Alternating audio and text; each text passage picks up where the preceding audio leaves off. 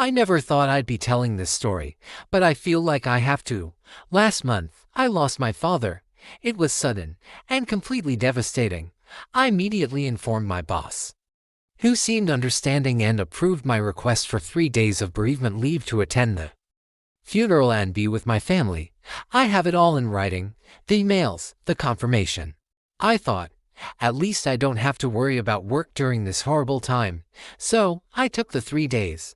It was one of the hardest periods of my life, saying goodbye to my dad. When I returned to the office on the fourth day, ready to try and get back to some semblance of normal, my boss called me into his office. I thought maybe he was just going to check in, see how I was doing. But the look on his face was cold. He told me that my unexpected absence had disrupted a critical project timeline and that the team couldn't afford unreliable members. I was stunned. I reminded him that my leave was approved. I even had the email pulled up on my phone.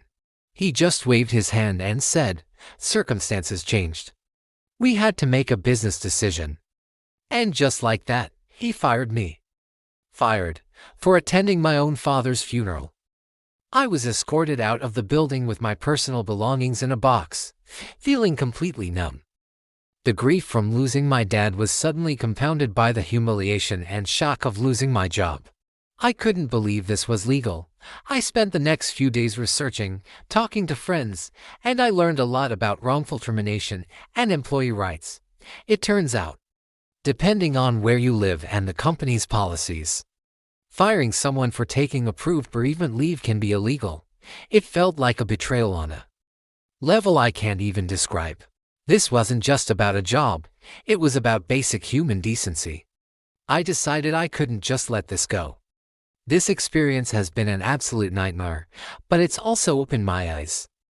I'm sharing this because I want others to know their rights.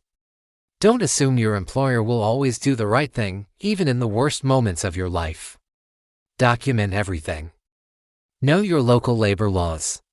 And never let anyone make you feel small for prioritizing your family. Thank you for listening to my story. I'll be sharing updates as I figure out my next steps, so please follow along.